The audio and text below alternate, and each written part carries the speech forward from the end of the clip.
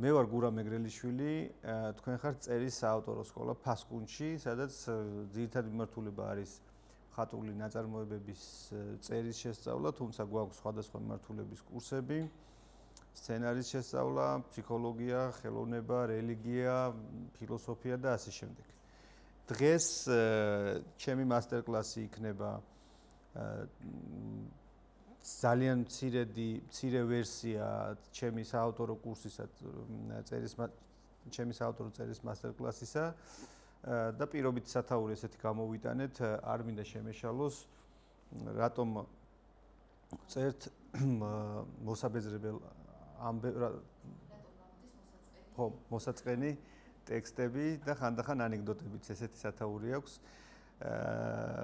ცოტა სახალისო სათაური აქვს, თუმცა შინაარსობრივად სწორი სათაურია იმ გაგებით, რომ წერა სტრუქტურირებულია, წერას არ უყვარს შეცდომები და თითქოს ერთი შეხედვით რაღაცა გარკვეული ტიპის ცნობიერების ნაკადშიც კი, რომელსაც თქვა ჩვენ ვკითხულობ და სიამოვნებას ვიღებ და გონია რომ პერსონაჟი ესე რაღაც მიყვება ფიქრების დინებას, ყველაფერი არის მოწესრიგებული, ქაოტური არაფერი არის ხატრულ ტექსტებში. დღეს ვეცდები რომ მცირედად ძალიან ესე ვთქვათ მოკლედ და სხარტად ავხსნა რამდენიმე ტექნიკა, როგორ ვხდით ხოლმე გარკვეულ ტექსტებს საინტერესოს, იმედია გამომივა ეს ამბავი ერთ პატარა შეხვედრაში, მაგრამ სანამ ამას დავიწყებ, გეტყვით ორ რაღაცას და მე თქვენგან მივიღებ უკავშირს, რომ მე უკვე ესე იგი პირველი წიგნი გამოვიცე 2022 წელს და მას შემდეგ უკვე 16 წიგნი მაქვს გამოცემული. რაოდენობა ამ შემთხვევაში არ არის გადამწყვეტი, უბრალოდ მინდა გითხრათ, რომ ამ პერიოდის განმავლობაში 20-ზე მეტი წელი ხო გავიდა ჩემი ამ შემოქმედებითი მუშაობის ნაწილში არა მარტო ვაკვირდებოდი საკუთარ თავს, არამედ ვაკვირდებოდი სხვა ავტორებს და ძალიან ბევრს სწავლობდი მსგავს მასტერკლასებზეც და მომისმენია ძალიან ბევრი კურსი, მათ შორის ოფლაინაც, დასწრებითაც და ძალიან ბევრი კურსი ონლაინაც მოვისმინე. გადავწყვიტე რომ გამეკეთებინა რაღაცა ჩემი საავტორო, ჩემივე გამოცდილებით, მეხმარება ამაში ის რომ პროფესიით ვარ ფსიქოლოგი და რაღაცა დეტალები უფრო უკეთესად შეიძლება დავინახო ხატრული ტექსტის აგების პროცესში და ვეცადო მე გავაგებინო ადამიანს. მე ძალიან მიყვარდა ხოლმე მათემატიკა, ამიტომ ჩემი კურსი გავხადე სტრუქტურირებული, ძალიან მათემატიკურად არის დალაგებული, იწყება რაღაც A წერტილიდან და მივდივართ B წერტილამდე. რაც შესაძლებლობას ხდის რომ სმენელმა მერისი თქმაც მინდა ის გაიგოს მაქსიმალურად ადეკვატურად, იმიტომ სხვანაირად სწავლება წერის ძალიან ისე მარაზმი გამოდის, ხო, როგორ უნდა ასწავლოს ერთმა ადამიანმა მეორეს წერა. მაგრამ თუ ამ სტრუქტურას გავყვებით, მაშინ რაღაცა ტიპის გამოცდილების გაზიარება სხვისთვის შესაძლებელია. ამ შემთხვევაში მე ვამბობ ხოლმე, რომ აი 20 წელიწადს ყიდი რა, ჩემი ესე ვთქვათ, გამოცდილების 20 წელიწადს, რომლიდანაც რაღაცას მიღება ადამიანს შეუძლია, რაღაცის მიღება მისთვის მიუღებელი იქნება და უბრალოდ არ მიიღებს. რაღაცას უბრალოდ ვერ გაიგებს. აი ნათიამ გაიარა წერის მასტერკლასი. მე მგონი მესამე თუ მეოთხე მოწვევის მესამე, ხო. ტექსტი ბოლომდე ვერ დაამთავრა, თუმცა ძალიან საინტერესოდ წერდა და მიმაჩნია რომ დაამთავროს ეს წიგნი, ძალიან საინტერესო რამ გამოვა. არ ვიცი რატო არ ამთავრებ, ზარმაცობ მე მგონი, იმიტომ რომ წერა ფუფუნება, ვისაც დრო არ აქვს, ის ვერ დაწერს. თან დაწერა არ გამოდის რა, წერას არ უყვარს დროის განაწილება, ძალიან ეგოისტი შეყვარებული არის რა. ან ჩემთან უნდა იყო მუდმივად, ან მე გასაყოფი არ ვარ. აი ესეთი დამოკიდებულება აქვს მოკლედ ხატრულ ნაწარმოებს. ეხლა მეორე ნაწილი, აი რაც უნდა მეთქვა, თქვენგან მოვისმენ რაიმე ამბავს და მაინტერესებს ამბავს როგორ მომიყვებით რაღაც ნებისმიერ თემას როგორ მოყვებით და მე გადავიდეთ ჩვენი შეხვედრის ძირითად ნაწილზე. აი რაღაცა ისტორია მოყევით და სტრუქტურას როგორ ააწყობთ და დინამიკა როგორ ექნება ამ ამბავს, აი ამას სიამოვნებით მოვისმენთ. სავალდებულოა ეს. ნებაყოფლობითი არ არის, ანუ ის რომ გთავაზობთ, ნიშნავს რომ უბრალოდ პირველი დაიწყებს, თორე დანარჩენი არის სავალდებულო.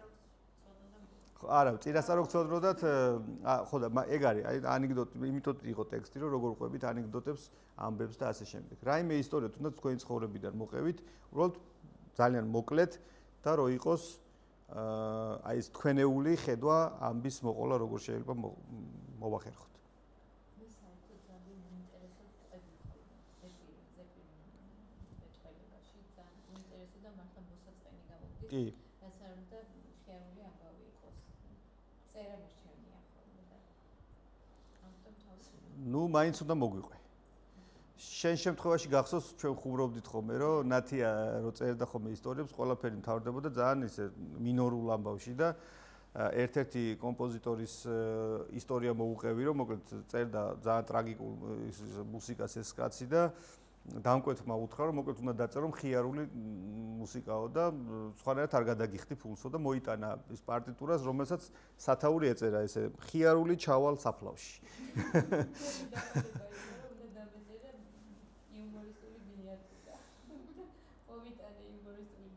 რომელზეც მოვკვდით ტირილით ყველანი მიწვესებოდით.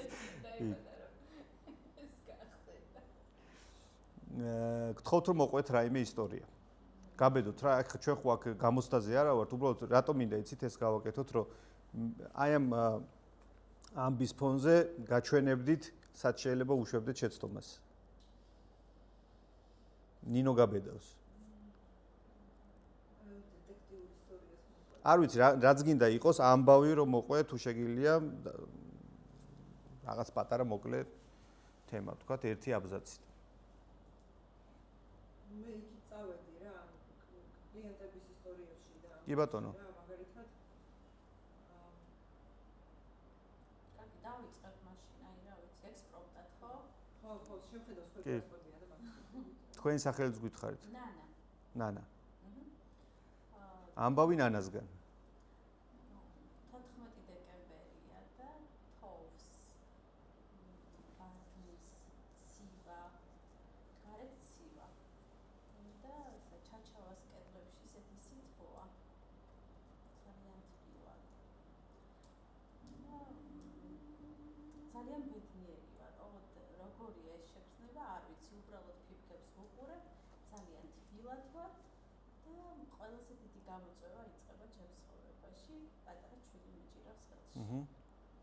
ეს დავასრულებ. ეს არის თქვენეული დასრულებული ამბავი.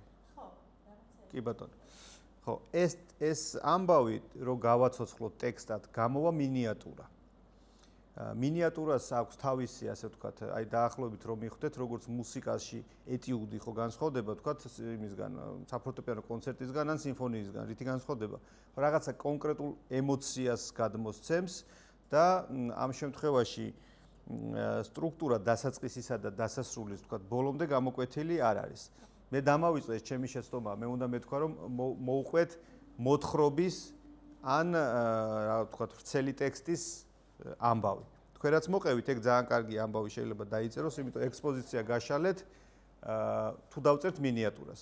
მაგრამ ეს რაც თქვენ მოყევით, ვთქვათ, მოთხრობის სიუჟეტი ვერ იქნება. ხო ხვდებით რატო ვერ იქნება? აბა რატო? იმიტომ რომ არაფერი არ განვითარდა, მიხვდით, აი მაგას ვამბობ. ბევრი რამე არ არის, კი ბატონო, კონფლიქტამდე მე შეგვიძლია მივიდეთ. პირველი, ნახეთ, რო აღარ გაწვალოთ, მე გზადაგზად თქვენი ისტორიები მინდა რომ მოვიფიქროთ. ყველაფერი ეს ძველმა ბერძნებმა რაც გამოიგონეს, ანუ ბევრი რაღაცა იქიდან არ შეცვლილა. ნებისმიერ ისტორიაში, სადაც A წერტილიდან B წერტილამდე რაღაცა უნდა მოუყვეთ, ამას შეიძლება ვიღაცა სტრუქტურულებულად ეს ერთ ხაზზე მიყვებოდეს და ვიღაც შეიძლება იგივე ისტორიას აი ასე ყვებოდეს, თქვათ B-დან დაიწყოს და მერე A-ზე წავიდეს.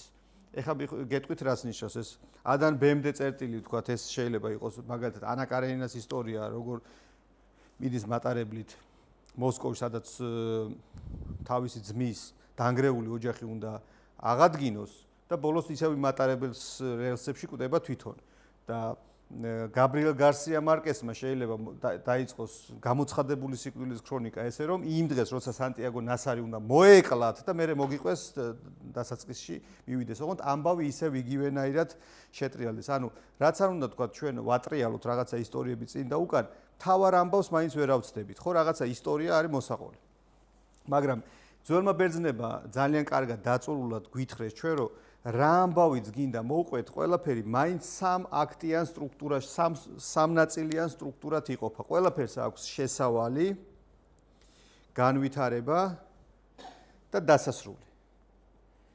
ახლა რომ იგივე ისტორია რომ მოვყვეთ, მივხვდებით რომ ეს რაც ჩვენ მოვისმინეთ, არის აი ამ ნაწილის ამბავი. ესე იგი შესაბამისად რა გვაკლია?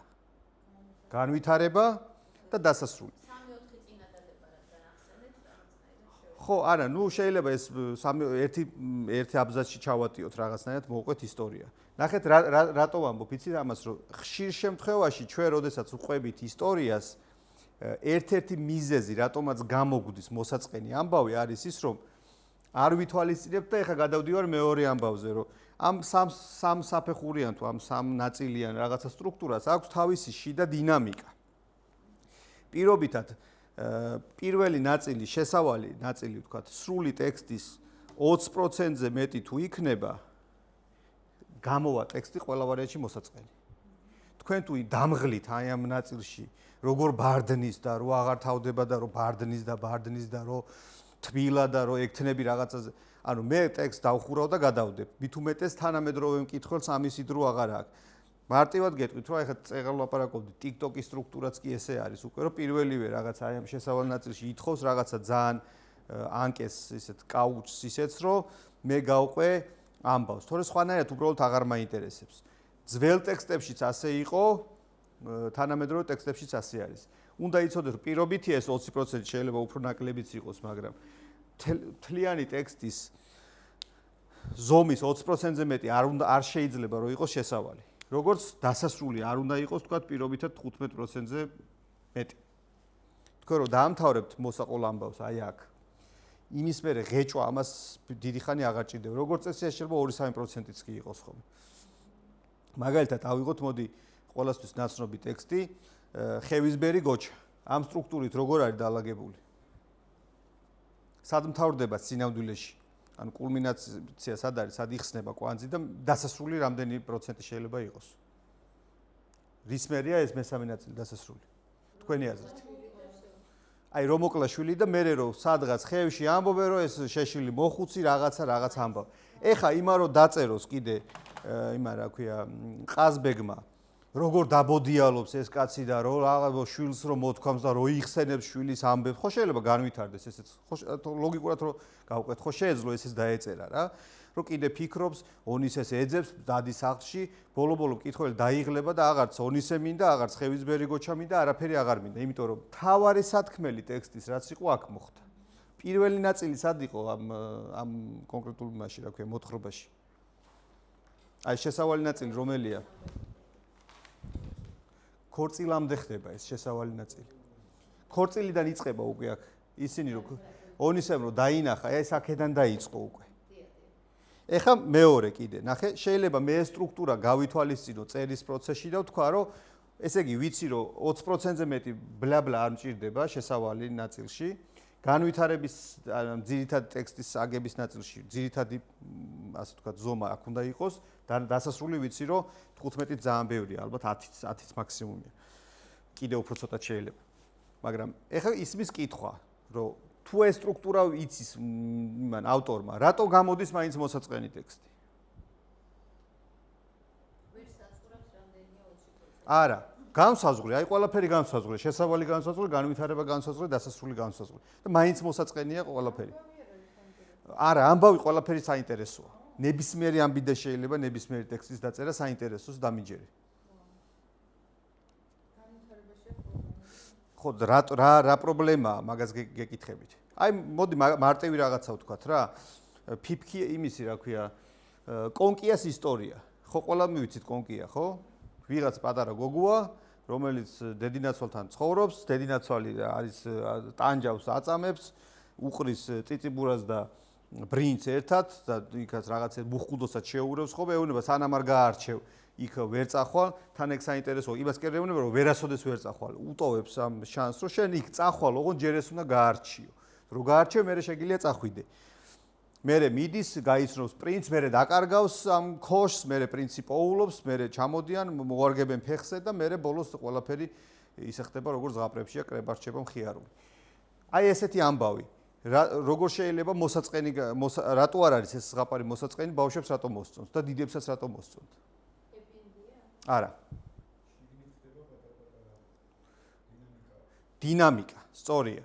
ჩვენ გვჭირდება აუცილებელი დინამიკის დაჭერა. ჩვენ უნდა ვიცოდეთ, რომ რაც არ უნდა საფეხურიანი სტრუქტურა მოვიფიქრო, რაც არ უნდა მოვიფიქრო, აი როგორც არ უნდა დავღეჭო და მათემატიკურად დავითვალო და ვთქვა, რომ ეხლა დავიწყებ, აი მაგალითად ჰოლივუდის სცენარისტები ამას პირდაპირ ესე ის აქვს, ფორმულა აქვს, ჩააგდებენ და იქ ზუსტად უთვლის, რომ თქო 18%, 15%-ია იქ, 15% უნდა იყოს დასაწყისი, მერე რაღაცა თქო პირველ 15 წუთი უნდა იყოს ეს, მერე თქო დანარჩენი 47 წუთი უნდა იყოს რაღაც ეს, მერე უნდა იყოს ეს. თქვათ ეს ყველაფერი გავაკეთე, მაგრამ რაღაცა მაკლია კიდე რა არის აი ეს? რა არის ეს დინამიკა თქვენი აზრით? ეგ კონფლიქტი გასაგებია, რომ ტექსტში რაღაც კონფლიქტი უნდა იყოს, მაგრამ იქამდე როგორ მივიდეთ?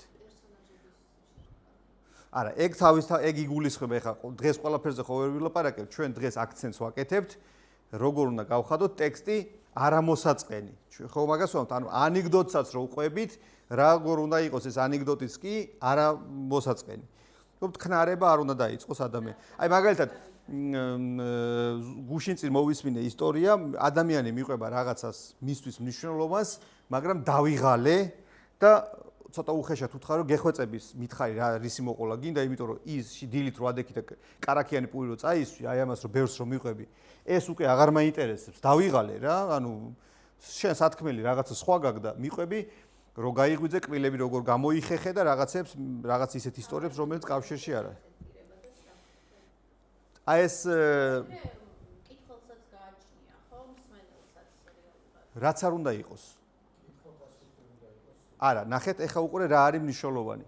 შენ ამ საფეხურებს როგორც არ უნდა დაალაგო, ერთი რაღაცა უნდა დაიმახსოვრო, რომ ყველაფერი ბიოლოგიასთან ისევ ბრუნდება, ანუ რაღაცა ერთი საერთო ორგანიზმია, თითქოს ეს დედამიწა რა, რაღაცა სხეული და რაღაცა იდეა და რაღაცა ერთმანეთთან კავშირშია.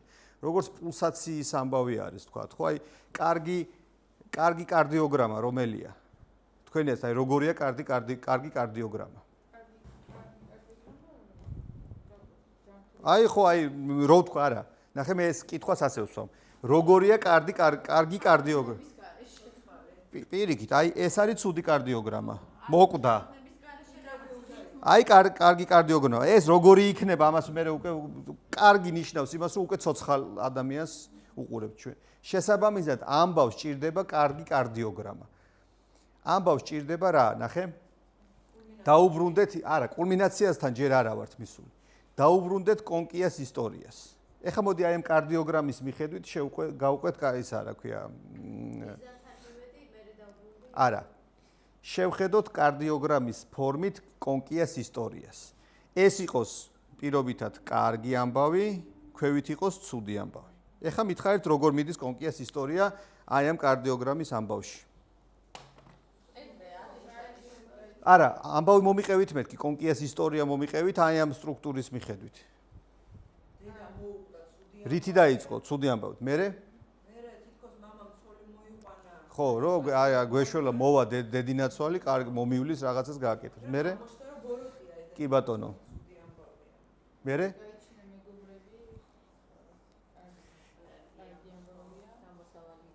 ხო, ანუ აი სულ მოძრაობს, ხო ესეა? ანუ რაღაცა გონია რომ ცუდია, მერე უცბად აღმოჩნდება რომ თურმე კარგიც ხდება. ანუ ცხოვრება ზუსტად ესე ხდება, რომ აი რაც არ უნდა ამბავი მომიყვეთ. ამბის მოყოლაში ზუსტად ეგაა. შენ თუ მიყვები სულ რაღაც ტრაგიკულ ისტორიას და ამოსუნ თქვის საშუალებას თუ არ მომცემ მე მკითხველს ან მსმენელს, მე ამითი დავიღლები. არ მაინტერესებს. რაც არ უნდა სასაცილო ისტორია, აი კომედიური ჟანრის ფილმსაც რო უყურებ, ან ამბავს რო ისმენ, ან რაღაცა თქვათ როცა არის, თქვათ, ხო? თუ იქ ის არ არსებობს, პლატო არ არის და თუ ცოტა ქვევით არ ჩავიდა რაღაცა ის ნეგატიურისკენ თუ არ წავიდა. დიდი ხანი სიცილსაც არ აქვს რესურსი რომ იცინოს. აი თქვათ ტრაგიკომედიური ტექსტები რატო არის ყოველთვის უფრო ძალიან საინტერესო, რომ სულ ესე მოძრაობს, თქვათ, ხო, პლატონ სამანიშვილის თავგადასავალს რომ მიყვები, იცინი, ტირი, რაღაცა, ბრაზობ და ასე შემდეგ, ხო? რაც უფრო შორს არის ეს ყველაფერი, უფრო საინტერესო გამოდის ტექსტი. ოღონდ აქ არის ბალანსი დასაცავი, იმიტომ რომ თუ ძალიან გაგექცა ეს რაღაცა სადღაც თქვა, ხო, მე უკვე ავტორიც იკარგება და მკითხველიც იკარგება. მაგრამ ამ კარდიოგრამასაც თურმე ქონია თავისი კიდე დამატებითი სტრუქტურა. ის რომ მე მინდა რომ კარგი მოხდეს და მერე ცუდი მოხდეს, თურმე ამასაც აქვს თავისი ბუნებრივი განვითარება. და აბა ვინ მეტყვის რა ტიპის განვითარება შეიძლება იყოს ეს. ესეც ძველმა ბერძნებმა გამოიგონეს. აბა ვინ გამოიცნობს ხა ამას. ეს რა სტრუქტურით უნდა მოხდეს, ისე რომ კითხველის ემოცია, აზრი და გრძნობა და ყველაფერი მქონდეს ბოლომდე დაჭერილი. რა უნდა გავაკეთო საამისოდ? ეგ გასაგებია, მაგრამ უნდა გაითვალისწინოთ, რომ რაც უფრო დიდია ტექსტი, რესურსი შეზღუდული გაქვს, ერთხელო ფინტს რო გაგიკეთებ და ფეხებს შუა გაგიტარებ ბურს, მეორედ იგივეს გაკეთება უკვე ჭირს. მეორე თავზე უნდა გადაგიტარო, მესამედ რაღაცა გვერდიდან უნდა მოგატყუო. ეხლა 10 ჯერ თუ ერთი და იგივე გაგიკეთე, ან შენ ხარ შტერი, ან რაღაცა ხდება მაშ, ხო ესეა? ეხლა ერთი და იგივეს ორი ფეხბურთელი ერთსა და იმავეს ერთ მოედანზე 4 ჯერ ვერ გააკეთებ, ძალიან რთული. ხო და აი რა უნდა ეს იმის საპასუხოდ თქვი, რა უნდა გავაკეთოთ საიმისოდ, რომ ეს დინამიკა იყოს ცვლადი და თან ისე რომ კითხველი შეცდომაში შევიყვანოთ. ეგ სწორია, თვით იდენტიფიცირება ძალიან მნიშვნელოვანია, რომ მე უნდა ვიღაცას რაღაცა ან მე ჩემი თავი მომსგავსო, ან მეზობელი, ან ათესავი ან რაღაცა, მაგას ცალკე ვსწავლობთ, კი ბატონო, მაგრამ ამ შემთხვევაში ეს დინამიკა როგორ უნდა დავიჭირო, მეთქი მაგას ვკითხულობ. უფრო სხვა რაღაცას ვკითხულობ. ნახეთ როგორ არის, თურმე აღმოჩნდა, რომ ამ კარგიდან ცუდისკენ ამბავი რომ მიდის, ამასაც თურმე ქონია თავისი ლოგიკური განვითარება. ანუ ისე რომ ვთქვათ, აი ინდურ კინოში ნახე რატო არის ინდური კინო განსხვავებით ვთქვათ კლასიკური სხვა ფილმისგან ან რაღაცა ვთქვათ აღმოსავლური ლიტერატურა რატოა განსხვავებული დასავლური ლიტერატურისგან. თურმე იმიტომ რომ აი ამ ამბავს ისინი არ იცავენ. ისინი აკეთებენ როგორ ვთქვათ კაცს მოტყდა ხელი და ზუსტად იმ წამს მოდის მე ვიღაცა ექიმი და ამბობს რომ მე მინდა უფასოდ გიმკურნალო და ყველა გახარებული უკვე. რატო იცი რომ ინდურ კულტურაში პირობითობას ზუსტად იგივე მნიშვნელობა აქვს, რაც რეალურ ამბავს. იქ ყველაფერი რა კი ინდუისტურ კულტურაში ყველაფერი ბრაჰმანის სიზმარია, დიდი მნიშვნელობა აღარ აქვს ეხა დროში როგორ მოხდება, შეგვიძლია შევამჭიდროოთ და ზუსტად იმ დროს, როცა დაკარგავს ერთი კაცი მილიონს, ვიღაცა ბიძამისი მოვა და იტყვის, რომ მილიონი დაგიტოვე იმაში, რა ქვია, ანდერძად. და ეს არის სრულიად ლოგიკური. ჩვენ რო უყურებთ არადამაჯერებლად მიგვაჩნია, მაგრამ ინდუსი რო უყურებს, იმისთვის ეს სრულიად დამაჯერებელია. დრო არ არის მნიშვნელოვანი, მაგრამ ჩვენ რა კი დასავლურ კულტურას წარმოვადგენთ და ჩვენი სტრუქტურა აზროვნების ცოტა სხვანაირია, მოდი გავყვეთ ამას. თურმე კარგიდან ცუდისკენ და ცუდიდან კარგისკენ რო შენ პირდაპირ გადამიყვანო, ერთხელ ამ ფინტს ავიტან. ანუ ფეხქვეშ გატარებას. მეორედ იგივეს აღარ ყლაპა, ვიტყვი რომ ეს არ არის დამაჯერებელი. ამიტომ ეს რო არ მოხდეს, თურმე არსებობს აქაც ძალიან საინტერესო სტრუქტურა, რომ რაღაცა კარგი რო ხდება, პირველი სიტუაცია უნდა შეიცვალოს, ან გაფუჭდეს. ძალიან ლამაზი ქორწილი რო გადაიხადა სიძე და პატარძალმა, ეს კაცი უცბად ერთხელაც უნდა დათვრეს და ქორწილშივე რაღაცა უნდა აურდაურიოს გამარჯობა. ნახე, ძალიან ლამაზ ქორწილს რო ავხვწერთ, აი სიძემ ბოლოში რაღაცა უნდა ვიღაც თქვათ სიმამს შეაგინოს ან რაღაცა უნდა ქნას და ამ გოგოს რაღაცა ტვინში უნდა გაუველოს, რომ ეს ცოტა ხوار რაღაცა ნიშანს ხوار იძლევა. ოღონდ აქვე კი არ უნდა მიჩექმოს ის თავისი ცოლი, არამედ იქ რაღაცა ნიშანი უნდა მოგცეს. მერე უნდა გაუარესდეს. ერთხელაც გაარკვიოს, რომ თურმე ეს ჩემი სიძე, რომელიც გუში ყვავილები და ვარდები და რაღაცა სუნამოები და რაღაცები დარბოდა, თურმე ეს ყველაფერი სესხითაა აღებული, ეხლა ჩემი ფულით უნდა ეს ყველაფერი გაისტუმროს და პლუს მაგას გემბლერია. მიხვდი ხო რა როგორ უნდა გაუარესდეს?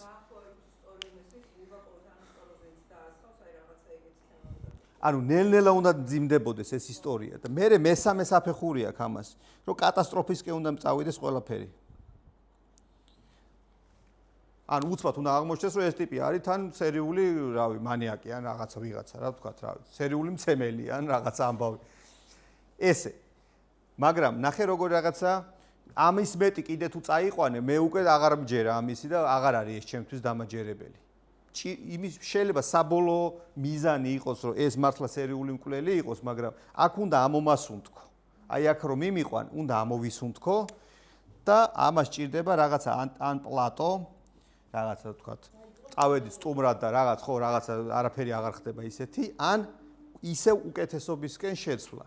რომ კონკიასთან გამოჩნდა, აი ხა კონკიას ხას რო გავყვეთ, უკეთესობის. ნახე, კარგი ნახო, ცუდისკენ წავიდა და ცუდთან მივედით, მაგრამ ამ ცუდის მერე თურმე არსებობს, რომ მერე გაიგო, რომ ფერი არის მისი ნათლია, ანუ სიტუაცია რა მოხდა?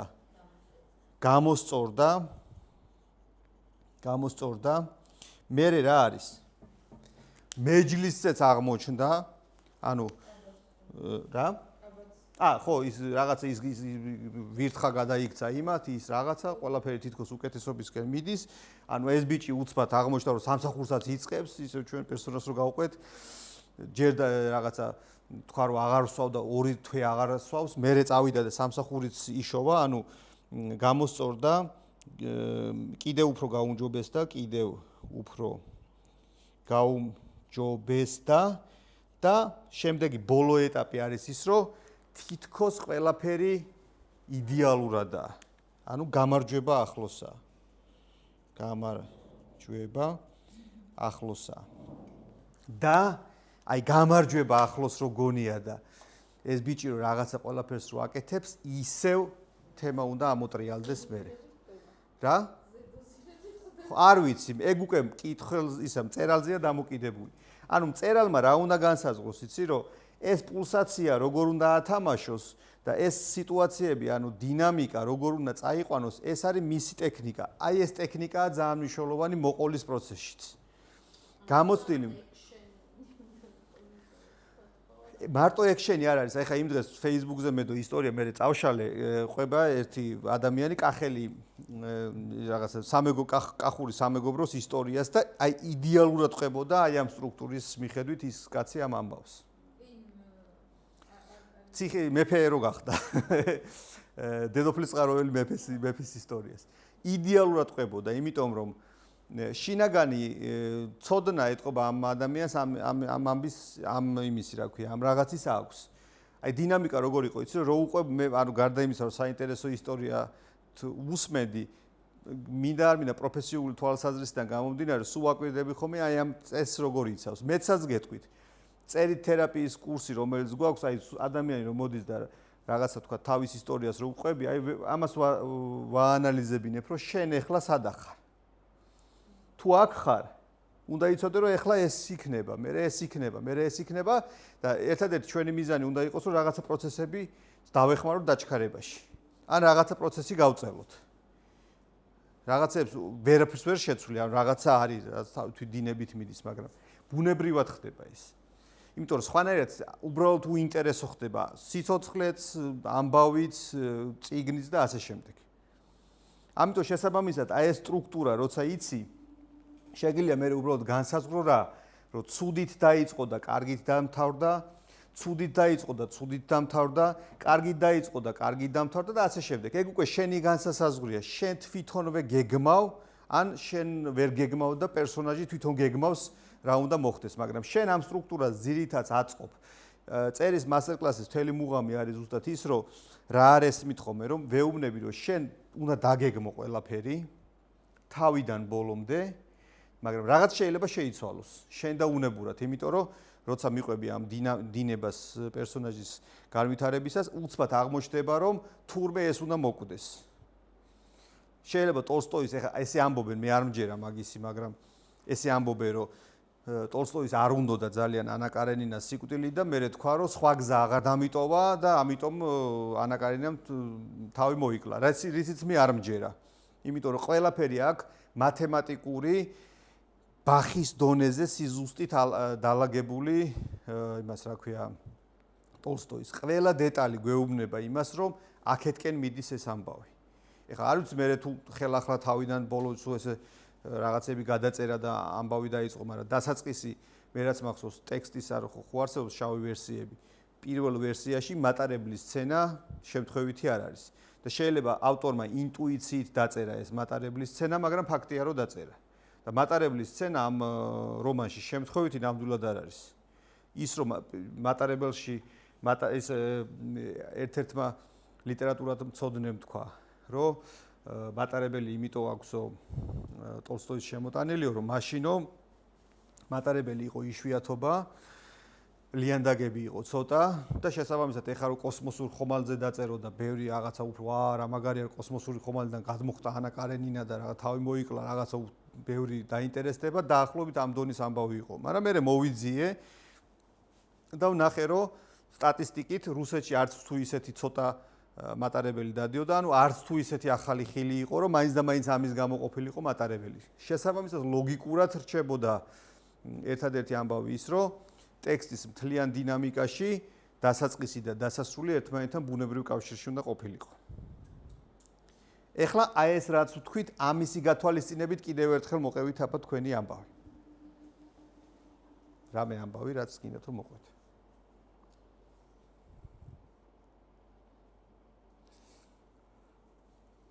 წერლობა არის გამბედაობის ხელოვნება, ვისაც გაბედულობის ამბავი არ აქვს, გაუჭირდება ძალიან დაწეროს. მე გირჩევთ რომ გაბედოთ და მოყვეთ რაიმე ისტორია. თქვენ მეზობელზე, თქვენ თავზე, ნაცნობზე, თქვენ თავზე ოღონდ თვითონ მეზობელზე, რა ვიცი, ყველაფერი შეგიძლიათ მოყვეთ. ან პირიქით მეზობელზე, მაგრამ თქვენ ხო, ნუ ეგა. მეზობელზე არ არის ისტორიის მოყვეთ. სადღაც რეალურია. კი ბატონო. აი, გუგოდან რო დაიწყო შეიძლება. კი, ხო გითხარით, წეგან ხო იყო იმ დღეს, როცა სანტიაგო ნასარი უნდა მოეკლათ. ანუ უკვე ტექსტი კვანძი გახსნილია, სანტიაგო ნასარი უნდა უკვე მოკლეს, მაგრამ ნახე რას გიკეთებს, გაიძულებს, რომ იფიქრო რატომ მოკლეს. ვინ არის ეს სანტიაგო ნასარი და რატომ მოკლეს? კარგი. 37 წლის ბრიდი ხალი, ის მამის ხმობოსთან პანაშვილია. აჰა. და არქივის. და გარშემოსხედან ვიღაცები, ვინც მოთქვამენ იმაზე, როგორ უდროოდ წავიდა ის რაღაცა, იცი რა ქვია, უჩნაწლავის პრობლემები. აჰა.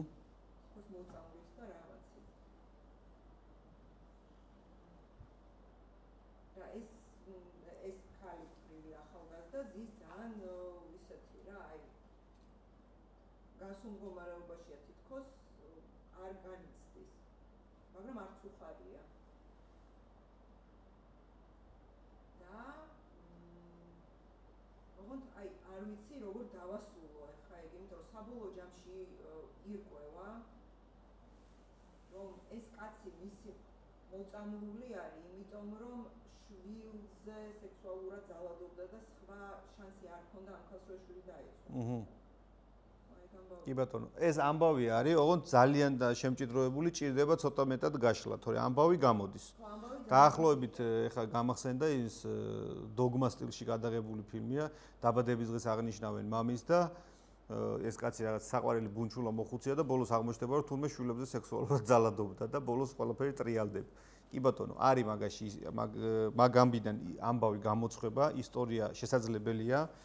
კი, ესე იწყება თქვა თითქოს უკნიდან, მაგრამ ჩაშლა შესაძლებელია, თუმცა ჩვენ გვჭირდება სხვა რაღაცა, ანუ აი დინამიკის გაშლა, მე ეს ვიკითხე. მაგას როგორ განავითარებდი? ხო და ეხლა ანუ რატომ მინდება ამ ამბის ბოლოდან მოყოლა, არ ვიცი რა, ნუ იმიტომ რაღაცა რა, აი ეგ კადრი მაქვს წინ და მოსმენილი რაც მაქვს ეს ისტორია, აი ამ ბოლო კადრიდან იყო რა, არის ხარი დაქრივა რაღაცა ძალიან ახალგაზრდა ასაკში. და თვითონ მოკლა ხმარი.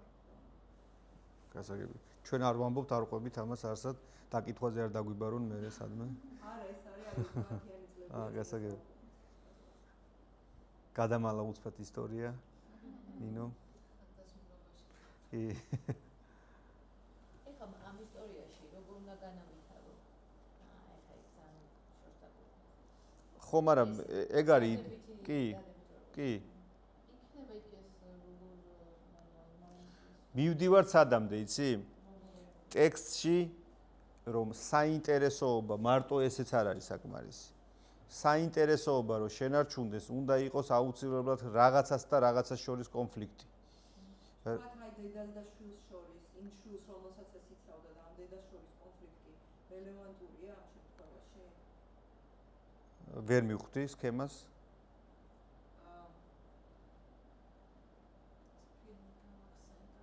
დედა რეალურად შვილის დასაცავად მოწამლა ეს.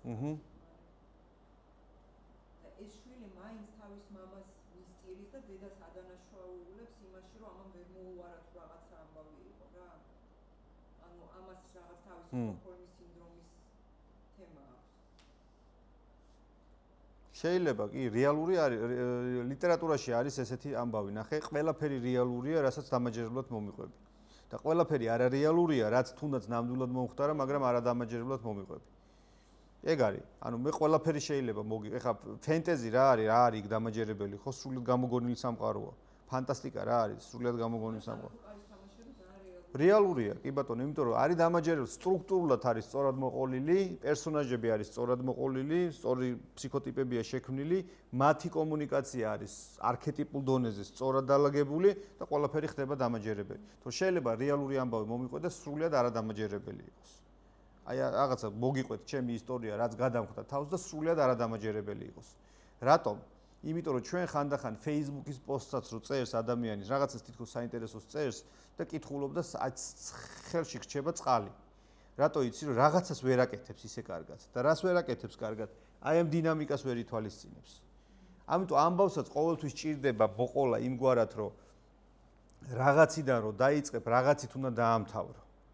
დაუსრულებელი რომანები ან რაღაცა ერთხელ მითხრა ერთ-ერთმა დამსწრებელმა მე დაუსრულებელი ნაწარმოებების წერა მომწონსო და გავიგერო ეხა დაუსრულებელი რატომ მოგწონს ხო ისა მიცვალებული ხარ და გარდაიცვალე ვერ ამთავრებ იქნებ ან რატო მოგწონს ან თუ დაუსრულებელის მოგწონს სად მთავრდება ის ტექსტი სადღაც ხო ჩერდება წერტილი ხო სადღაც არის დასული რა არის ეს ხელოვნურად თუ ამას აკეთებ რატო აკეთებ ან რატო რა მიზანი რა არის მაშინ ეს ამბავი შეიძლება დაასრულო ისე რომ ეგ ვერიტას ამ დედას ხო და მამაზე რაღაცა მზღაპრებს ყვება ლიტერატურას მიუხედავთ იმისა რომ დაღეჭილი ტექსტები არ უყვარს არც გაუგებარი ტექსტები და ძალიან ღიად დარჩენილი კითხვის ნიშნები არ უყვარს იმიტომ რომ შვილი რო თქვა ესე იქცევა ამ ქცევას თავისი რაღაცა ლოგიკური ახსნა უნდა სჭირდებოდეს რაღაცა ტიპის მინიშნება მე მჭირდება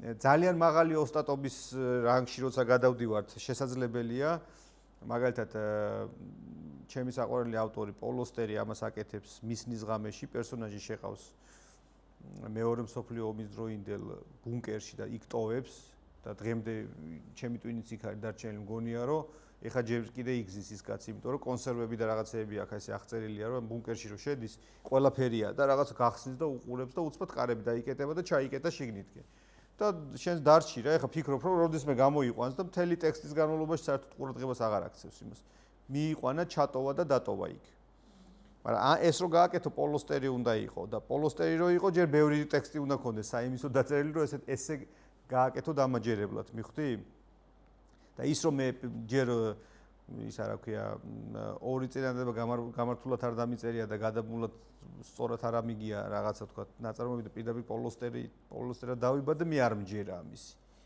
მე მჯერა იმისი რომ პიკასო თავის წითელ ხარს სანამ დახატავდა მანამდე სხვანაირი ხარები აქვს ბევრჯერ დახატული და მე აღარ ეყო ის სივრცე და მე დახატა ისეც დახატა მე ესე უყურებ შეიძლება ვიღაც ამბობს რომ პირიქით დავიბადე თუ არა პირდაპირ ხო მუჰამედი ვარ წერა კითხვა არ ვიცი და წერ იმას რა ქვია ყურანს მე გამახსენდა აბა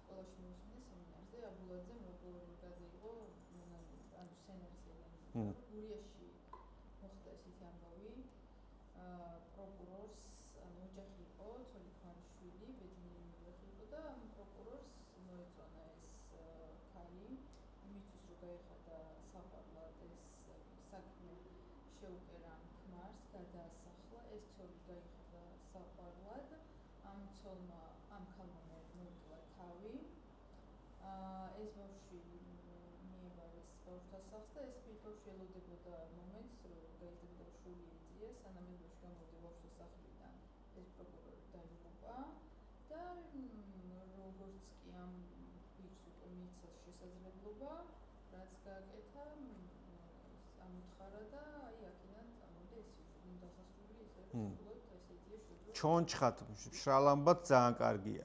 მაგრამ აი დინამიკაში ამ ისტორიის მოყოლა არის ძალიან საინტერესო და აი მსგავსი შურისძიების თემა შეიძლება მაგალითად მოვყვეთ პუშკინის ისა რა დუბროვსკის მაგალითზე. იყო ერთი ეგეთი თავადი დუბროვსკი.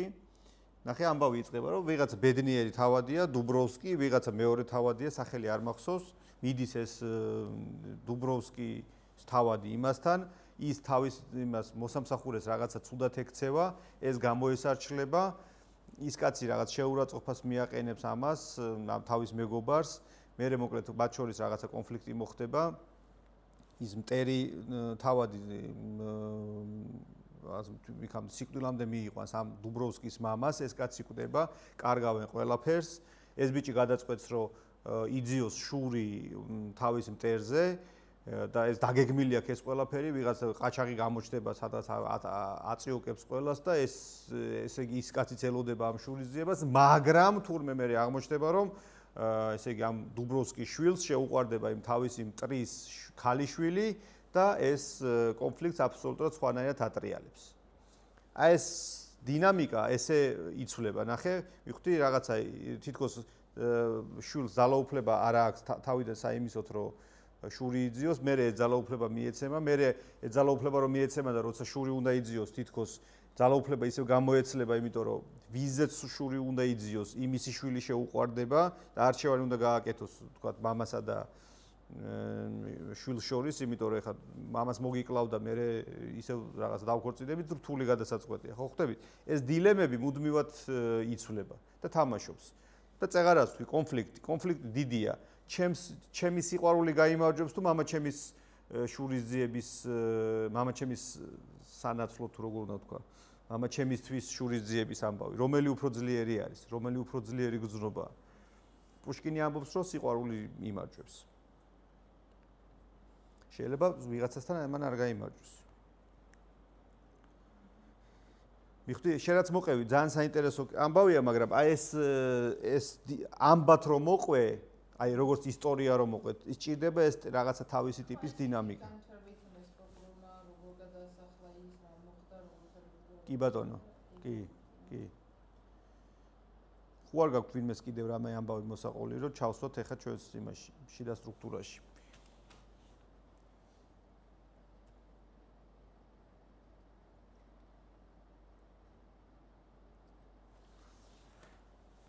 კარგი, თუ ფიქრობთ ჯერ და კიდე არ იცით როგორ უნდა მოვყვეთ, ისა რა უნდა მოვყვეთ, ეხა გეტყვით კიდევ რანაირად არის ტექსტი დალაგებული იმგვარად, რომ ჩვენ მკითხველმა რაღაცა ტიპის აი წეღარ რომელმა ახსენეთ არ მახსოვს, საკუთარი თავის გაიგივება მოვახდინოთ შენ თქვი ხო? თქვენ თქვი. ხო, იმასთან რა ქვია პერსონაჟთან. პირველი, ნახეთ როგორ არის აუცილებელი ამბავი არის ის, რომ უნდა იყოს ცნობის მოყვარეობა, ყვარეობის აღძვრა, მერე არის თანაგრძნობა და მერე არის თვით იდენტიფიკაცია, თვით იდენტიფიკაცია. ნახეთ რა არის. ამ ნებისმიერ აი რაღაცა ტიპის აი ამ ურთიერთობას მკითხველსა და ავტორს შორის აქვს თავისი კიდევ რაღაცა სხვა დინამიკა. ეს არის რა, რომ პირველ რიგში შენ უნდა დამაინტერესო რაღაც ამბით, მეორე მე უნდა თანავუგრძნო იმას ვიღაცას, ვისაც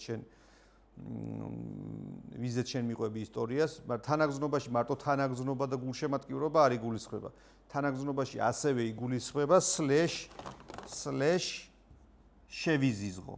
ანუ რამ ემოციური კავშირი უნდა გამიჩნდეს რაღაცა ტიპის ამბავი და მესამე უნდა მოხდეს თვით იდენტიფიცირება.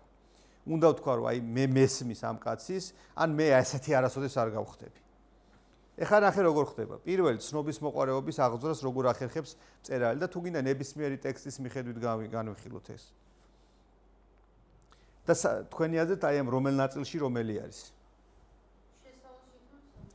სადამდე, აი რა მომენტამდე შეიძლება იყოს ეს? განვითარებაში აი აქ არის ცნობის მოყვარეობა. ცნობის მოყვარეობა.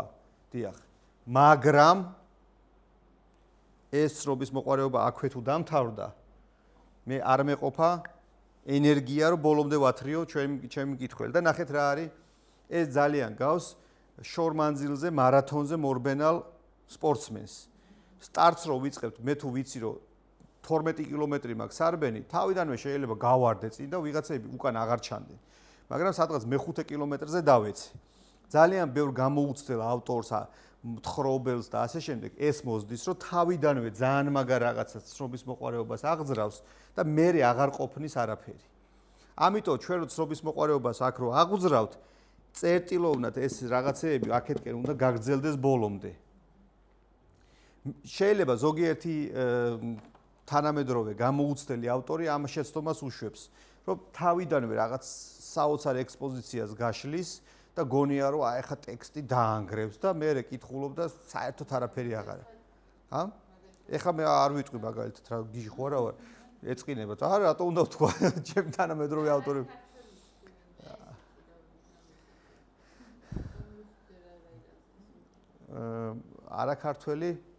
არაქართველი ესე არ წამიკითხავს, იმ თლათ ეგრეთ ნაგავს ყველაფერს არ ვკითხულობ და ქართულ რაღაცებს ვკითხულობ ხოლმე, იმიტომ რომ მაინტერესებს.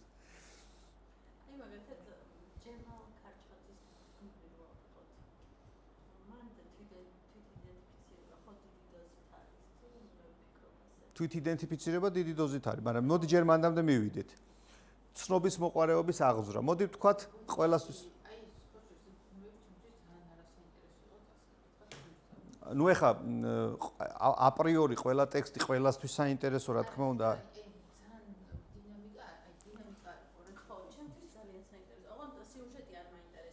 ხო, იმიტომ ქარჩხაძე ცოტა სხვა რაღაცაზე აკეთებს ხოლმე აქცენტს, თუმცა სიუჟეტი ქარჩხაძესთან ყველგან არის. ქარჩხაძეს ვერც ერთ ტექსტს ვერ დაასახელებს, სადაც სიუჟეტი არ არსებობს. მე არ მახსოვს. თქვენ გახსოვთ ესეთი რომელიმე? მე არ მახსოვს ეგეთი.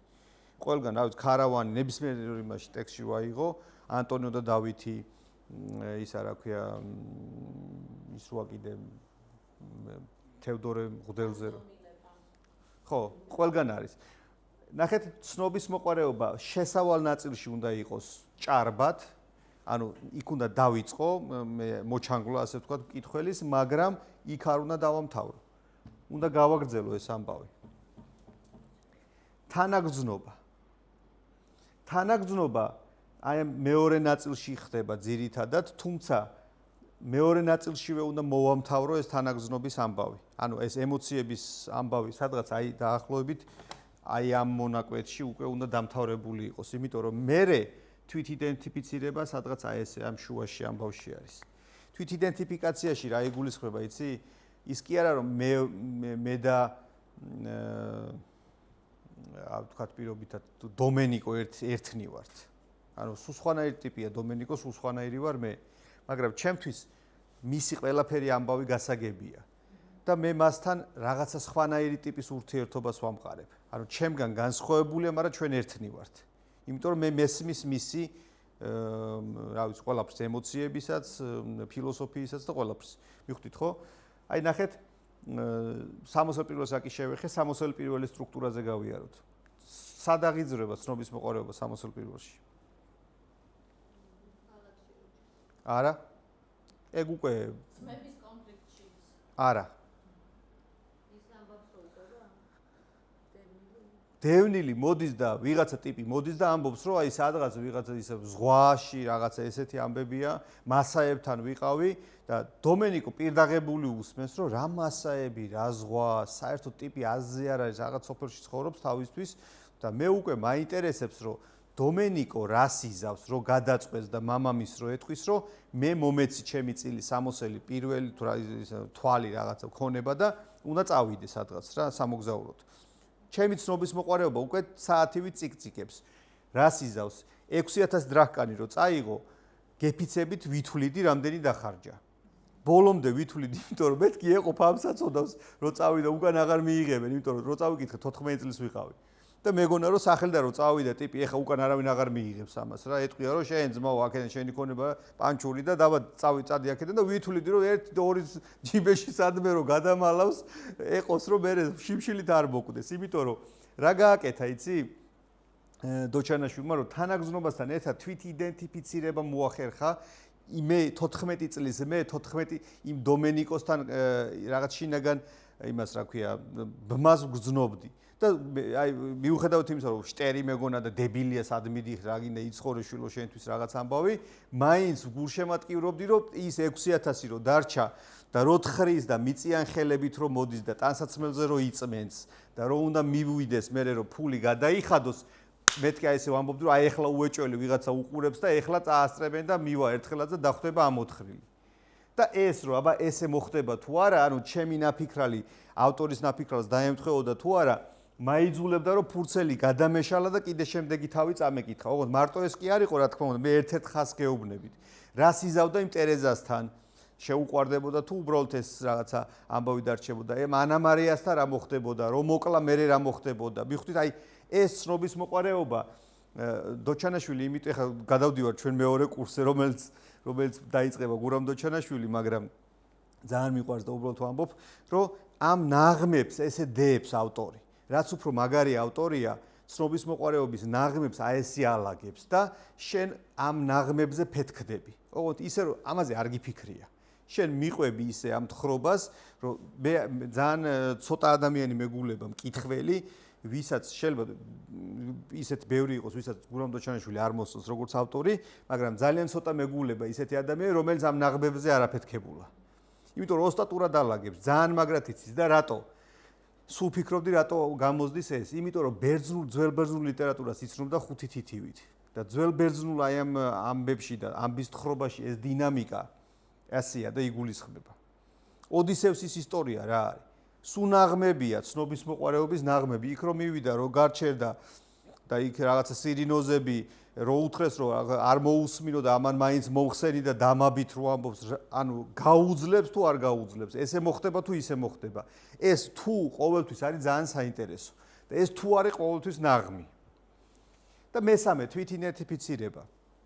რომ ჩამოძონძილი დომენიკო რო ბრუნდება სახლში და მამამისი რო ჩაიხუტებს და რო ამბობს რომ ჩააცვით ამას სამოსელი პირველი ეგე თუ ესე თუ როგორც არის არ მახსოვს ეს ციტატა ეს ხო ბიბლიური უძღებიშვილის იგავია ხო მეც ესე მონანული რამის მამაჩემთან მივედი და მამა მომიტევე უთხარი იმიტომ რომ ვიგრძენი ყველაფერი რაც ამან გაიარა ამ გმირმა და ჩემში მოხდა ის მთავარი კათარსისი მე შევიცვალე შენ რო ისტორიას მიყვები შენსას თუ ესე მომიყევი აი ამ რაღაცა აი ამ ეხა მე თქვენ 5 ლექციის შევიწროებულ რაღაცას ვაკეთებ აქ მიხვდით ცოტა შეიძლება რთული იყოს გასაგებად თუ ესე არის მომიტევეთ იმიტომ რომ სხვა შანსი არ არსებობს მინდა რომ რაღაცები ერთმანეთს დავაკავშირო მაგრამ თუ ამას მოვახერხებ წერალი ხო კითხველი მე ჩემს მიმართ ლოიალური ხდება და თუ ამას ვერ მოვახერხებ ხო ძალიან გაბრაზებული ხდება ეგ არის აი რაღაცა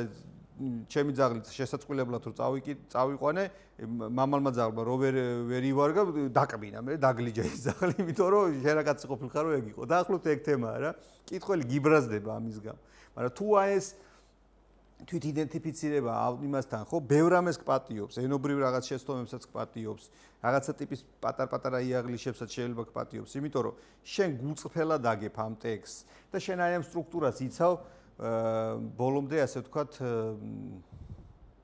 ჯიგრულად აკეთებ რა რომ ცნობის მოყარეობას აღძრავ თანაგზნობას აღძრავ და თვით იდენტიფიცირებას მაკეთებინებ იმასთან რა ქვია რომელიმე პერსონაჟთან კონკიას ისტორია რა არის ცნობის მოყარეობა ანუ წახვალ თუ არის აქაც ხო წახვალ თუ გაარჩევ ამას ამისგან ბავშვი ეხა ჩვენ დიდის ტვინით რო უყურებთ შეიძლება არ გვაინტერესებდეს ეხა აიდარდი თუ არ წავა თქვათ მაგრამ ბავშვისთვის ეს სამყარო სხვანაირია ეს ინდური კინოსავით არის იმისთვის ეს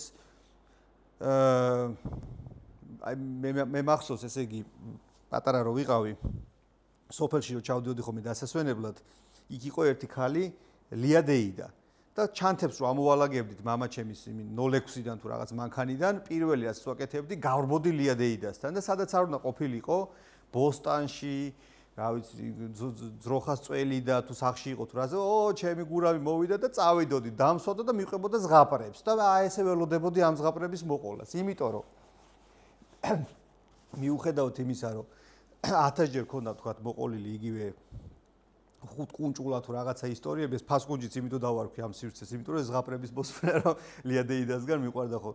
აი როგორ აკეთებდა იცი ამას, რომ იტყოდა, რომ თქვა გმირი მიდის რაღაცის გამოსახსენად და დაიბარებს სახში, რომ თუ არ მოვედი 9 წელში, 9 თვეში, 9 რა ქვია, კვირაში, მე იტყოდა 9 დღეში, 9 საათში, 9 წუთში და მე ესე ვკანკალებ და ის რაღაც 9 ბოლოს ესე დააყოლებდა ხოლმე ლიედეიდა, რომ 9 სეკუნდში, წამი და სეკუნდი ხო ეგრე, მაგრამ იმერულად მაინც ესე ავთო ხოლმე. 9 სეკუნდში თუ არ მოვიდა, ყველაფერი დამთავრებულია და გმირი წავიდა, რაღაცები გააკეთა და ეხა მე ველოდები. არ და 10-ჯერ მაქვს მოსმენილი ეს ისტორია, მაგრამ ველოდები, რომ მოვიდა გმირი, გავიდა 9 თვე, 9 წელი რაღაც ამბავი გავიდა და 9 წამიც რო გავიდა და ლიადეიდა ამ დროს დაასხავს ჭიხას რაღაცას და ერთი სული მაქვს რო თქვას, რომ ეს 9 სეკუნდიც უეჭველი გავიდა და ველოდები ამას. რატო იცი, რომ ჩემთვის გასაგებ დონეზე იმ შრეზე, რა შრეზეს ლიადეიდა მიყვებოდა, ჩემთვის ეს იყო ძალიან მნიშვნელოვანი, რომ ის 9 სეკუნდი, რომელიც დარჩენილი იყო, იქნებ ამ ჯერზე, ამ მოყოლაზე არ მოხდეს და ვაიმე, იმიტომ მე გმირს გულშემატკივრობ. ოტია იოსელიანის წიგნი იყო პირველი რაც წავიკითხე, მაგითო ვისწავლე კითხვა, იმიტომ რომ ერთხელ წამიკითხა დედაჩემმა, მეორედ, მესამედ, ძალიან რომ მომწონდა, მე გადავწყვიტე რომ მეთქი ახლა სად ველოდო ამას, როდის წამიკითხავს, ხან არ ცალია, ხან რაღაცა, მე თვითონვე ვისწავლი კითხვას და წავიკითხავ მეთქი. რამდენჯერ მქონდა წაკითხული დაჩიზღაპრები, მაგრამ ყოველ წაკითხვის ჯერზე მქონდა ის განცდა, რომ იქნებ ახლა ესე არ მოხდეს. დღემდე არ გაქვს რომელიმე ფილმზე ეგ ამბავი? ბევრჯერ გაქვს ნანახი, მაგრამ ფიქრობ, რომ იქნებ ახლა ესე არ მოხდეს, იმიტომ რომ რაც უფრო ოსტატურად არის, ან წიგნი, ან ფილმი, ხო, რაღაცა იქნებ. ხო და ჩვენში ეს ბავშვი კიდე ცოცხლობს და იმიტომ რომ რაღაც მომენტში რაღაცეები კიდე არის დარჩენილი რა, რომ აი რაღაცა თემები კიდე გვაიძულებს. ხო, იქნებ სხვანაირად, ხო, კი ბატონო, იქნებ რაღაცა ესე იყოს. აი ეს იქნებ არის აი ამ ცნობის მოყვარეობის ამ ბოლო მომენტამდე გაყვანა და მოდი ჩვენი ცნობის მოყვარეობა აქ შევწყვიტოთ და დავამთავროთ, იმიტომ რომ ყველაფერს ამ კურსიდან ვერ მოგიყვებით, იმიტომ რომ ფიზიკურად ამისი დრო არ არის, თან არ მინდა რომ ძალიან დაგღალოთ, პრინციპში 1 საათი გავიდა. თუ რამე შეკითხვები დაგჭათ ამ თემიდან გაგცემთ პასუხს, თუ არა და იმედია რაღაც დონეზე იმ თემასთან, რაც დღეს ჩვენი შეხვედრის თემა იყო, ახლოს მივედით, მიუახლოვდით. თუ ვერ მიუახლოვდით, არა უშავს, მე კიდევ ვცადოთ. კი.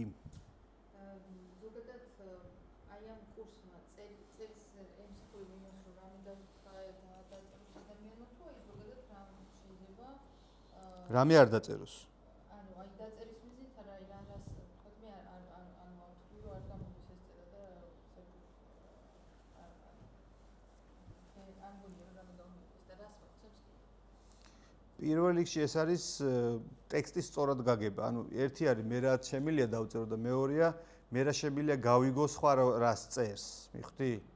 აბსოლუტურად იცვლება მხატვრული ნაწარმოები იმის მიხედვით, აი შენ რო იგებ როგორ წერს ავტორი ტექსტს, როცა კითხულობ, სხვანაირად კითხულობ ნაწარმოებს. ეხა გურამ დოჩანაშვილის იმ ტექსტში კურსზე 60 პირველში, ხო? ჩემი თემა არის რა კავშირშია სამოსელი პირველი და ოდისევსი ერთმანეთთან. აი ხო თითქოს არაფერ შუაში არ არის. თხა და ბასანოჩკები, ესეთი ამბავი, ან აკლები და მანიკური, ეგეთ გამოთქმა, მაგრამ მე ვეცდები რომ დავასაბუთო, რომ ეს ორი ტექსტი არის ერთმანეთის სუმცირე გაგრძელება. და კონკრეტული დასაბუთების ის მაქვს რა, კონკრეტულ დოკუმენტს მოვიდან საამისოდ. მიხვდი, მაგრამ ამას ვერ მიხვდები თუ ტექსტის ეს ქარგა არ იცი, როგორ კეთდება.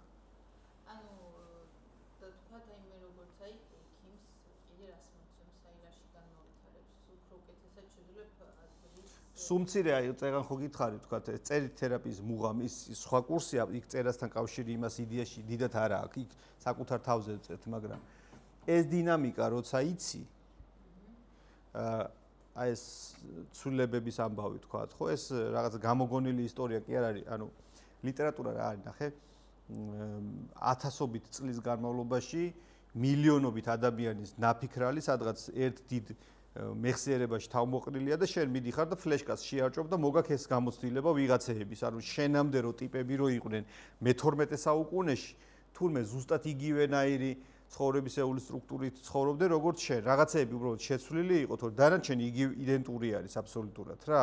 უბრალოდ როგორ შეგიძლია წაიკითხო ეს ისტორია. ზღაპარით შეგიძლია წაიკითხო როგორც რეალური ამბავი და რეალური ამბავით შეგიძლია წაიკითხო როგორც ზღაპარი. შენ ცხოვრების ასე ვთქვათ გაანალიზებისთვის ძალიან საინტერესოა, თუნდაც როცა ხვდები რომ სცენარის თუნდაც ან გინდაც იმისი რა ქვია მხატვრული ტექსტის სტრუქტურაში პირობითად ვთქვათ პერსონაჟი ჩრდილი ჩემ ცხოვრებაშიც არსებობს. ხო. კი. როცა იცი რომ თქვა აი ესე ტიპი რომელიც ჩემს ირგვლივ ყველაზე ახლოს სად მოვძებნო ჩრდილი თქვა ჯერ ვიცი ვინ არის პერსონაჟი ჩრდილი ხო ფიქრობ პერსონაჟი ჩრდილი არის ეს სად მოვძებნო ნორვეგიაში კი არა ყავას რო ვსვავ ყველაზე ხშირად ვისთანაც დავდივარ და რაღაცა იმ უახლოეს წრეში მყავს მოსაძებნი მორჩა მე მეორე ამბავია შენ იწყებ რატოა ეს პერსონაჟი ჩრდილი ჩემს გვერდით შემთხვევით არის არ არის შემთხვევით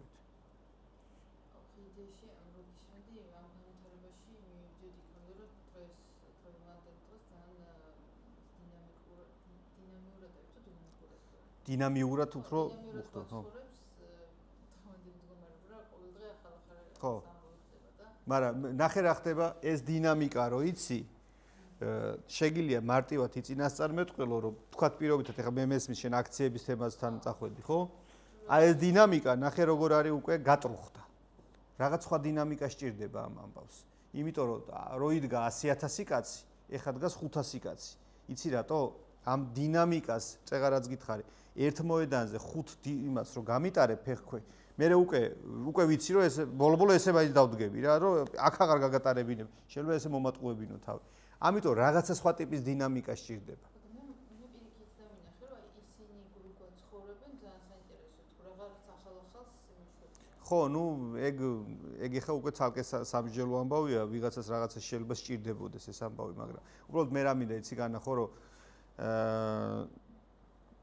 ერთია კიდევ, როცა აი ერიკ ბერნს აქვს ეს სცენარული თეორია, როცა ჩვენ ერთსა და იმავე სცენარს ვიმეორებთ მუდმივად, განვითარება ამას არ ექნება. ცხოვრებაში ეს არის ესე, რომ მე დაგიყვირებ, შენ გაიბუტები, მე შევრიგდებით, მე რაღაცა, მე სამოგზაურო წა, მე ისე, მე იქ დაგიყვირებ, მე ის ერთ და იგივე სცენარში ვტრიალებთ. ეგ ცხოვრებაში ხშირად ესე ხდება, მაგრამ ლიტერატურაში ამას გემოს ვერ ჩაატარ. ლიტერატურაში სჭირდება ის, რაც ცხოვრებაში ვერ ხდება და სწორედ აი ამ სცენარებს ვკითხულობთ, რომ რაც ცხოვრებაში სადღაც იჭედება ადამიანი, ლიტერატურა გეუბნება ამ გამოსავლებს. ლიტერატურა არის გამოსავლების ხელოვნება. აი ამ რაღაცა გადაჭრის ხელოვნება. ცხოვრებაში შეიძლება მე ანა კარენინას რო რეალურ ცხოვრებაში რო ეცხოვრო, ვერ გადაეჭრა ეს თავისი პრობლემა. ნუ ეხლა რა გადაჭრა თავი მოიკლა, მაგრამ თუ ეგ გადაჭრა, მაგრამ რაღაცა თემის, რაღაცა სტრუქტურიდან ამოვარდნა, მიხვდი? ეგ რეალურ ცხოვრებაში დომენიკო იქნებოდა ერთი ბეყი ადამიანი, რომელიც დარჩებოდა მუდმივად ისეთი როგორიც იყო, მაგრამ ლიტერატურა მაჩვენა იმას, რა გამოსავალი შეიძლება ქონოდა. რეალურ ცხოვრებაში შესაძლოა, მე 1000%-იანად არ ვამბობ, მაგრამ რეალურ ცხოვრებაში შესაძლოა, რომ დომენიკოს ანა მარია რომ გარდაეცვლებოდა, რაღაც წასულიყო და თქვა მონასტერში ბერად აღკვეცილიყო, ან რა მეორე ცოლი მოეყვანა. 60 პირველში რეალურად როგორც უნდა მომხდარიყო დინამიკით, გვიჩვენებს ავტორი იმას, რომ პერსონაჟი ქალღმერთის სიკვდილით იხსნება გზა, რომელსაც აქამდე ვერ ხედავდით. ეგ ძალიან მარტივი სტრუქტურაა ლიტერატურული თვალსაზრისით.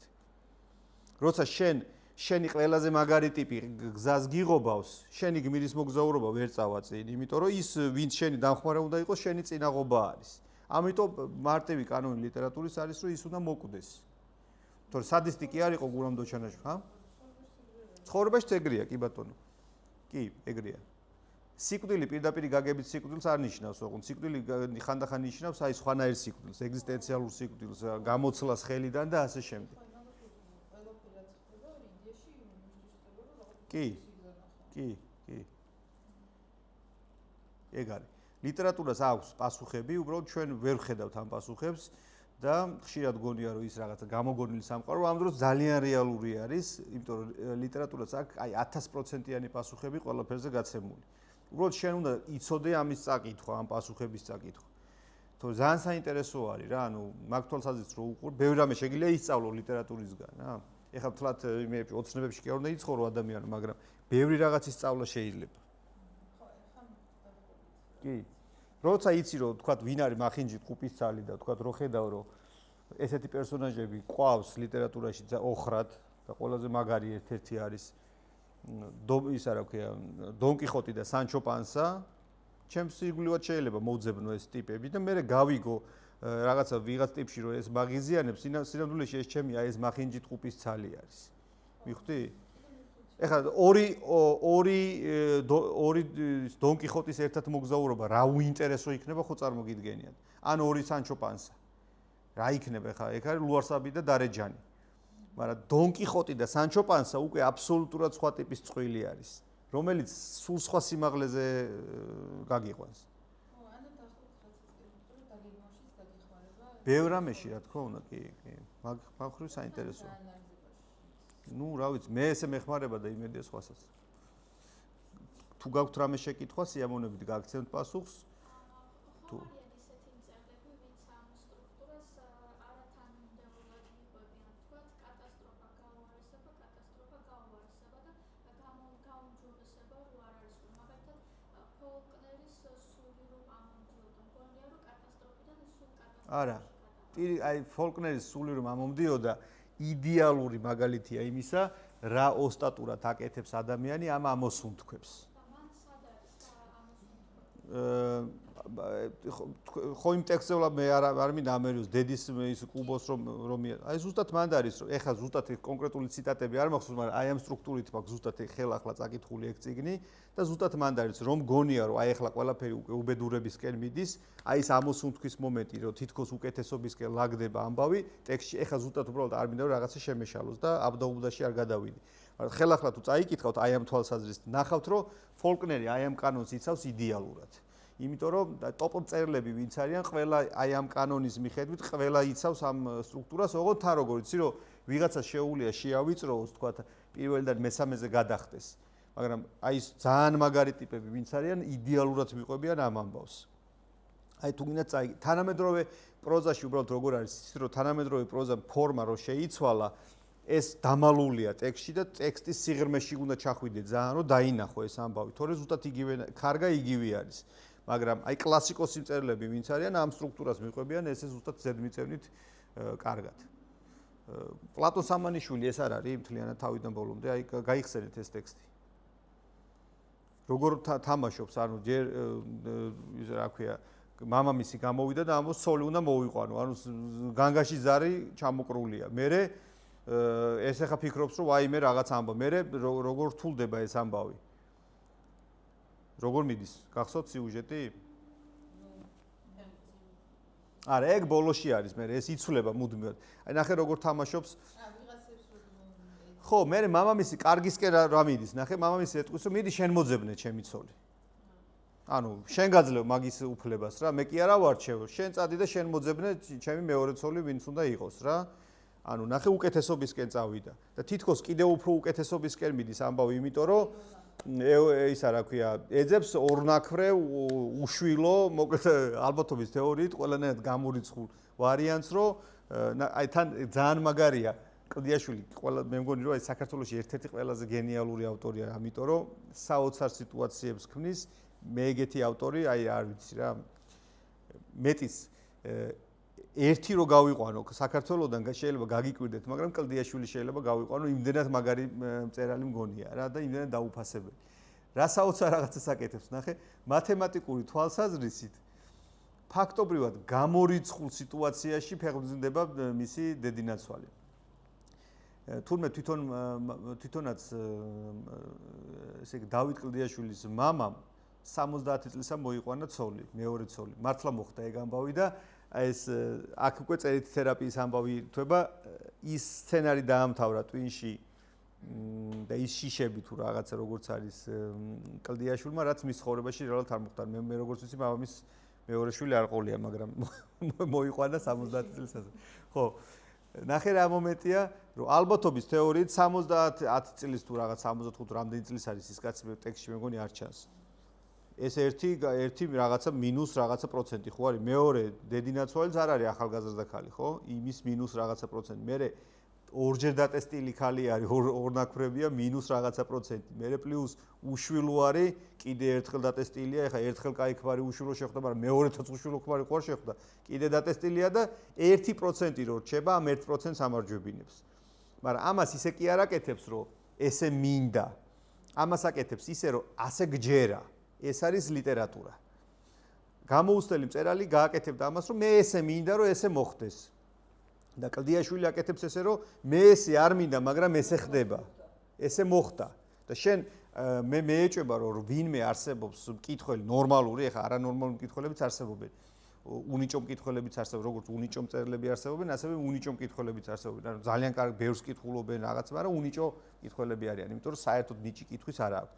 უნიჭო მკითხველი იტყვის, რომ არა ეს დამაჯერებელი, არ შეეძინებოდა იმას შვილი. რატო ეკითხები? იმიტომ რომ აი ორი ქმარი ყავდა, არ ყავდა, ასაკოვანი კაცი იყო და მაინც შეეძინა. გამოგონილი ისტორია, დიდი ბოდიში, მაგრამ ესე არ არის. ლოგიკის წინააღმდეგ არ მიდის. არ მიდის, ხო? და თუნდაც ეს კაცი ყოფილიყო, ისა რა ქვია, კლდიაშვილი ცირადონის მწერალია, რომ კლდიაშვილის დაწერილია სარასა და აბრაამის ისტორია. ხო მე რამდენიმე საუკუნის მერე ცხოვრობდა, მაგრამ დარწმუნებული ვარ იმ დროინდელ კლდიაშვილის დაწერილია ეს ისტორია.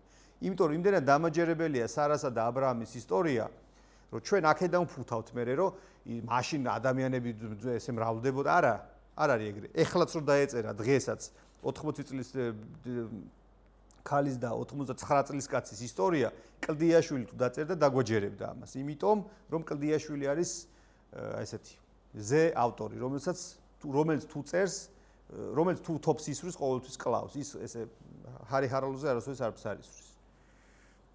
აი ძალიან გთხოვთ, კლდიაშვილი ხელახლა წაიკითხეთ სამანიშვილის დედინაცვალი, აი ჩვენი დღევანდელი ლექციის ასე ვთქვათ გააზრებით და მიხვდებით, რომ როგორ ზუსტად აქვს ყველაფერი ესე ვთქვათ მოფიქრებული. ოღონდ ეხლა უცნაურობა მინდა გითხრათ, რომ ეს ფორმულა დარწმუნებული ვარ, რომ არც ერთმა არ იცოდა. ეს ფორმულა რა არის? იცით, ნახეთ, ბევრი ტექსტის დაწურვის და შედარებითი ანალიზის შედეგად გამოყვანილი ფორმულა. როგორც გმირის მოგზაურობის ფორმულა, ხო იცით? კემბელის რაც არის. გმირის მოგზაურობის ფორმულა ზუსტად ესეთი 1000-ობით დაწურული ტექსტის ხელახალი გააზრება და იმ კანონზომიერების აღწერა, რომელიც გვეუბნება, რომ თავიდან უნდა იყოს გმირის ყოველდღიურობა, გმირს მერე თავგადასავალმა უნდა მოუხმოს, გმირი მერე უნდა უარყოფდეს ამ თავის თავგადასავალს, მერე გმირი უნდა წავიდეს მოგზაურობაში, ის უნდა შეხვდეს მტრებს, მოკავშირეებს, მერე უნდა კონდეს თავარი განსაცდელი, მერე უნდა მიიღოს ჯილდო, მერე ამ ჯილდოთ უნდა დაბრუნდეს სახლში, რომ შეცვალოს თავისი რეალობა, მერე აი სახლში დაბრუნება აღარ უნდა უნდოდეს, მერე მაინც უნდა დაბრუნდეს და გმირს უნდა შეეძლოს ბოლოს ფილმ ნეოში როგორც არის, რომ გაიზმორა ნეო, გაიწელა კედლები. აი ეს უნდა შეეძლოს გმირს, ოღონდ გადატანითი მნიშვნელობით.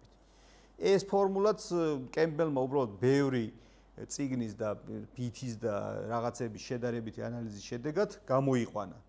თორე დარწმუნებული ვარ, როცა ოდისევს წერდა ჰომეროსი, ამ ფორმულებით კი არ დაუწერია კაცო ეს ტექსტი. ეს ჩვენ ვიყენებთ ხვის ნახეთ, ჩვენ ველოსიპედს აღარ ვიგონებთ. ამ კურსის მიზანი ის არის, რომ მე რაღაცი ტექსტის დაწერაზე ვთქვათ, პირობითად 27 ჯერ გადავწერე, პირობითად ჩემი პირველი მოთხრობა ძმები, იმიტომ რომ უნდა მიმეტანა ნოდარ ტაბიძესთან, რომ კიდე ერთხელ არ დაეცინა ეს რა სისულელე მოიტანეო და ვიწვალე. შემეძლო რომ რაღაცეები უფრო მარტივად გამეკეთებინა, მიხვდი? ზოგი ჭირი მარგებელიაო, შეიძლება ბევრი გადაწერისგან რაღაც ცოტა რაღაცა დონეზე უფრო მეტი ვისწავლე, მაგრამ შეიძლება და უფრო მეტიც მომეგო დროის თვალსაზრისით, მიხვდით?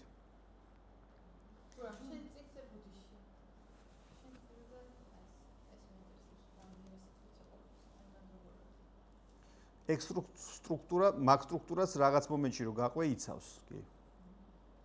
იქ სხვადასხვა მოთხრობებია, ხა ერთი ხო არ არის იქ ერთი მოთხრობა. ნესი. კი ბატონო, კი. კი, იცავს. ოღონდ ეგ ზუსტად ეგ არის, თანამედროვე ლიტერატურაში ეს ყველაფერი შეფუთულია ცოტა სხვანაირად. მაგრამ დაფიქრდი როგორ არის, ანუ ეს ტიპი მიდის რაღაცა გაიცნობს ამ იმას, თითქოს მე რაღაც ყველაფერი კარგად მიდის, მე ყველაფერი ისე რაღაცა იმაშება, აირევა, მე ისე ყველაფერი ლაგდება, ისე ყველაფერი აირევა, ესე ხდება ჩვეულებრივად რა. მათ ტავილი რეალობასა და ხო, ნუ ეგ პოსტმოდერნისტული რაღაც თამაში ეგეთია რა.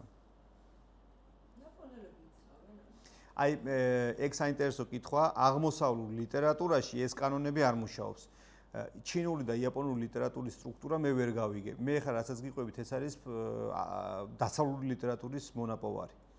ეხა აი ამოსულ თქვაზე გამახსენდა ეს ქალი ქვიშაში რა და მიყვარს ეს წინება რა ვერ გავიცენ ეს მომენტი როდის ქალი ქვიშაში ზუსტადაც რომ დასავლური კულტურით დაწერილი ტექსტი არის და აი ეს დინამიკა რომ რაღაცა ხო კი, მაგრამ აი ზოგადად იაპონური და ჩინური ლიტერატურა ვერ ვიგებ მე საერთოდ რა სტრუქტურით არის დაწერილი. აბსოლუტურად სხვანაირად, აი რა სხვანაირი ლოგიკით წერენ რა.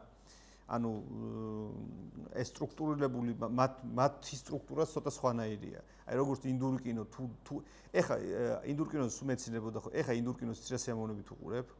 აი გაგეცინებათ, ვზივარ ხოლმე და ძალიან სიამოვნებით უყურებ და მესმის ყველაფერი რაც იქ ხდება. აი სერიალებს მაგდონემდე ჯერ არ დავცემულ ვარ. მაგრამ ხო, ნუ კი, მაგრამ აი მართლა გეუბნები, ინდურ ფილმებს უყურებ ხოლმე ისეთი სერიოზულობით, აი ხა დღეს სანამ წამოვიდოდი აქ რაღაც ინდური ფილმი იყო, არ მქონდა ნანახი. არა, ძველი ფილმი იყო და ყველაფერს ვიგებდი ზუსტად. ოღონდ ისეთი სასაცილო არის, მეორე აი ერთი იმითი თუ შეხედავ შლეიფით ძალიან სასაცილოა, მეორე შლეიფს თუ გაიკეთებ, ძალიან სერიოზულია. წეგარ ვეფხისტყაოსანზე რო ვლაპარაკობთ. ეხა ერთი შლეიფით ვეფხისტყაოსანი წაიკითხო, სრული მარაზმი გაუგებარი, რა უნდა ის რატო კლავს, ის რატო გარბის, ის რა აგინდა შულო დარჩი რა რამ ვიღაცის ძიება, რა ქაჯები, რა ამბავი. მაგრამ მეორე რაღაცას რო გაიკეთებ, აღმოჩნდება რომ აბსოლუტურად სხვა რაღაცაა. სრულის, ესე იგი, კოსმოსის მოყოლილი რაღაცა პატარა ტექსტში ჩატეული კოსმოსი. ესე, ანუ გააჩნია როგორ შეხედავ მიხვდით? ჩვეულებრივი ამბავია რა. ავთანდილი სხვისთვის მიდის თუ საკუთარი თავისთვის მიდის? რატო?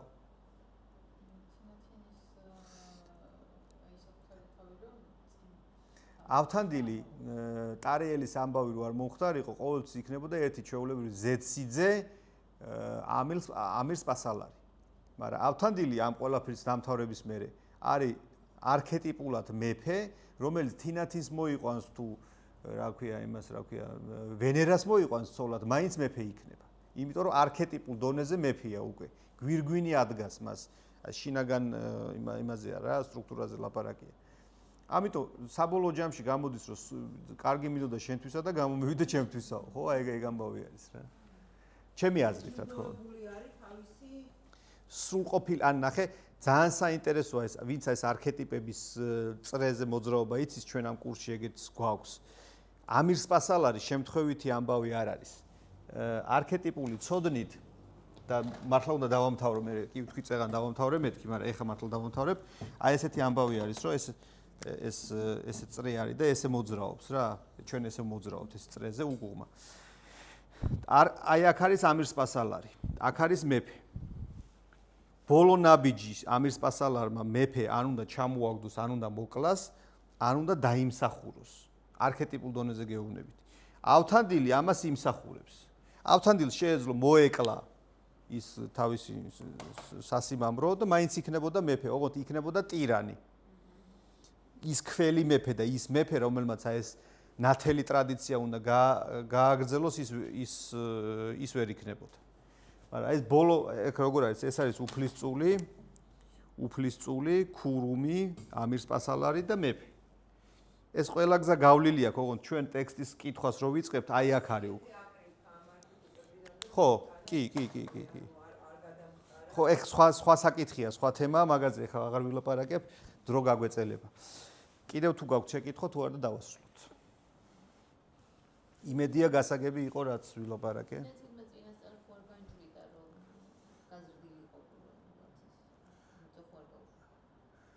ხო, ეგ არ ვიცი, ეგ მაგაზე არ მიფიქრე, შეიძლება განჭვრიტა, შეიძლება ინტუიციით.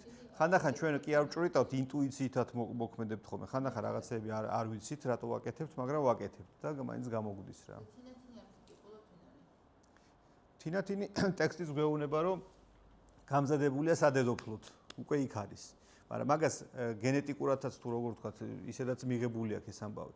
უფრო თინათინი, უფრო აი დომინანტის ამბავში აი აქ არის, იმიტომ რომ აქედან ეს კვადრატი მართავს ყოველთვის ამას, ეს კვადრატი ამას ამარცხებს, ეს ამას ამარცხებს, ეს ნუ სხვა თემაა რა მოკლედ.